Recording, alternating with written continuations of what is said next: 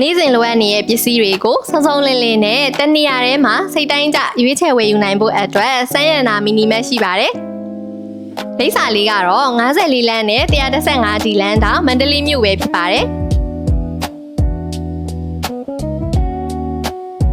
စမ်းရနာမီနီမတ်ကတော့ customer တွေငွေရှင်းရတာမြန်ဆန်စေဖို့စီးရင်စရာတွေကိုတိကျစေဖို့အတွက် IT Star ရဲ့ EBS Enterprise Software ကိုအသုံးပြုထားတာပဲဖြစ်ပါတယ်ရှင်။